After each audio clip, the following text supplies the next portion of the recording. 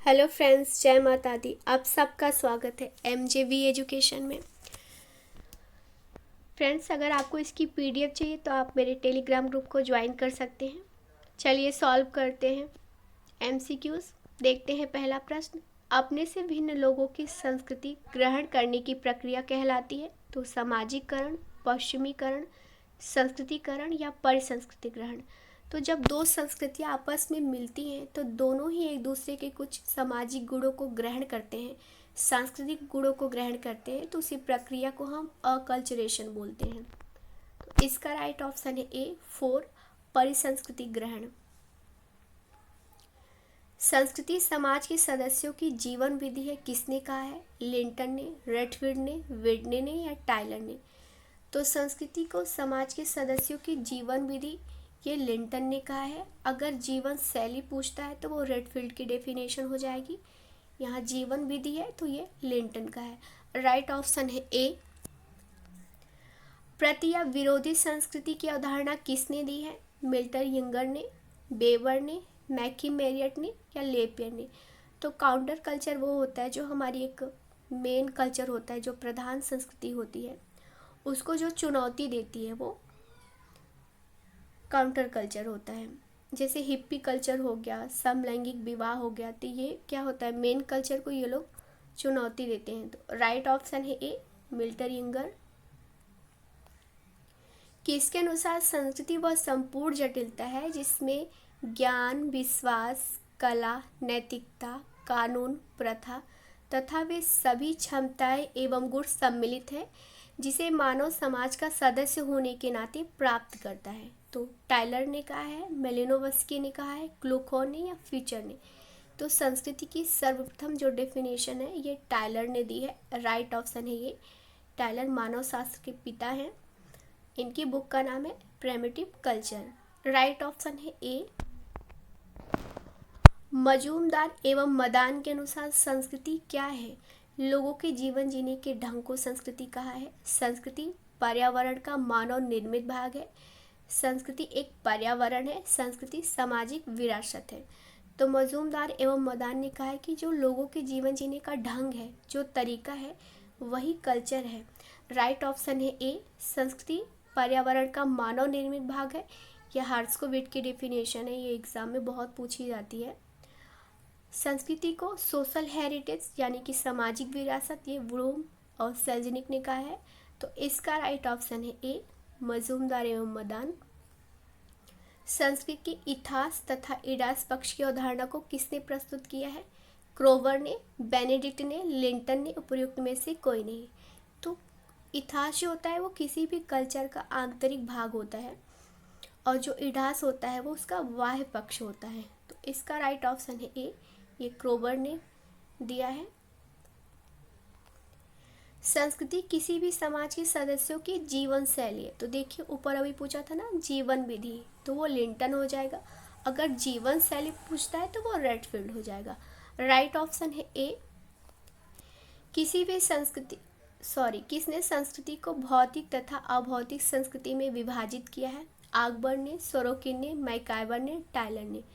तो संस्कृति को भौतिक और अभौतिक संस्कृति में विभाजित ये अकबर ने किया है। इनकी बुक का नाम है सोशल चेंज।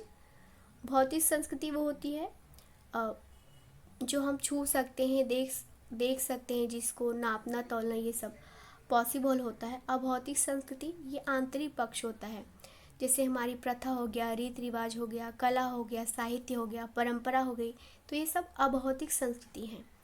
तो राइट ऑप्शन है A, अकबर।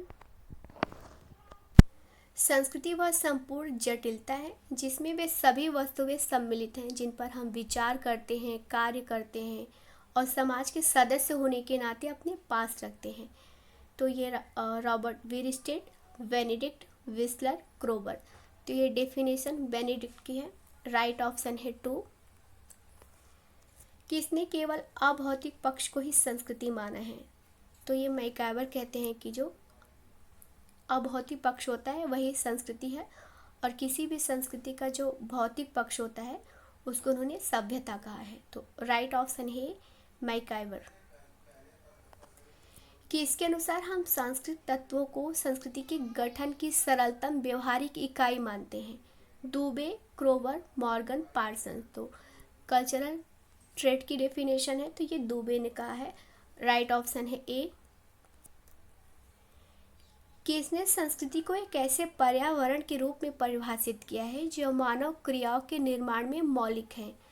पार्सन्स ने, बेबर ने, रेडफील्ड ने, स्पेंसर ने। तो संस्कृति को मानव क्रियाओं के निर्माण में मौलिक, ये पार्सन्स ने कहा है।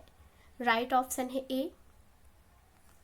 संस्कृत प्रतिमान की अवधारणा किसने दी है, यानी कि कल्चरल पैटर्न की, तो ये बेनेडिक्ट, आगबर्न, टैलर, मॉर्गन। तो कल्चरल पैटर्न की अवधारणा ये बेनेडिक्ट ने दी है। राइट ऑप्शन है ए।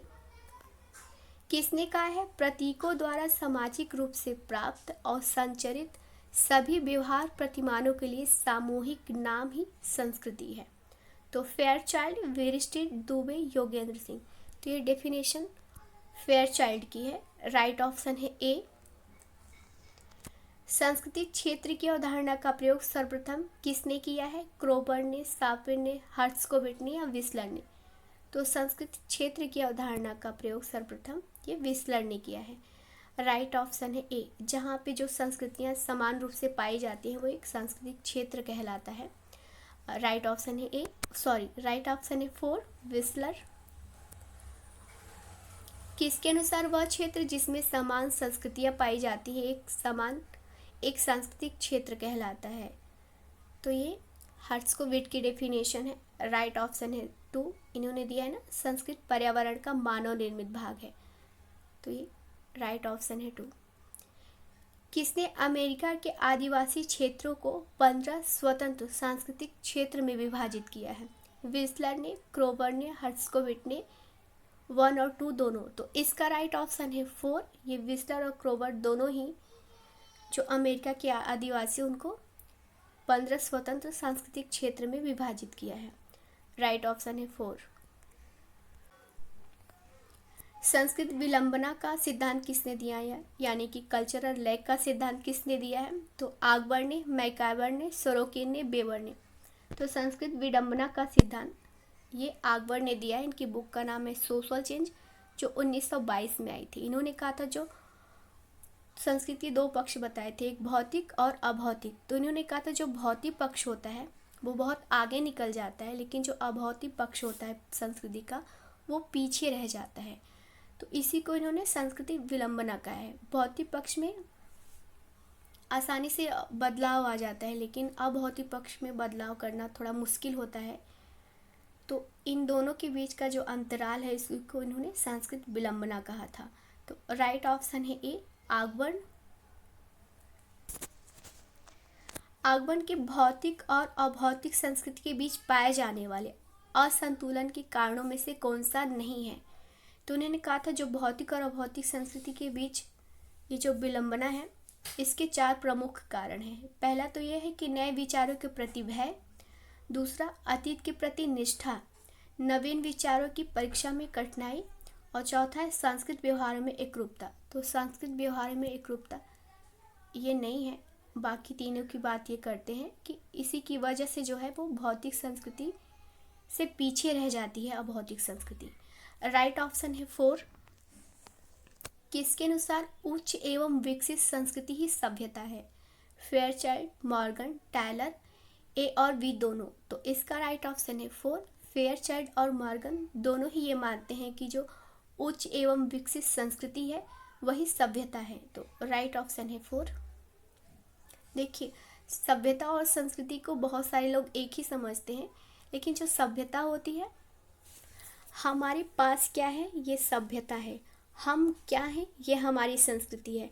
हमारे पास कपड़े हैं, अब उस कपड़े से हम किस तरह की ड्रेस बनाएंगे, तो हमारे पास कपड़ा है ये तो हमारी सभ्यता हो गया, लेकिन उसे किस तरह की हम ड्रेस बनाते हैं ये हमारी संस्कृति में आता है। तो राइट ऑप्शन है 4। आज के लिए बस इतना ही। Thank you friends, thank you so much for watching my video. अगर आपको मेरी वीडियोज़ अच्छी लगती हैं तो प्लीज़ मेरे चैनल को लाइक, शेयर और सब्सक्राइब करें। धन्यवाद।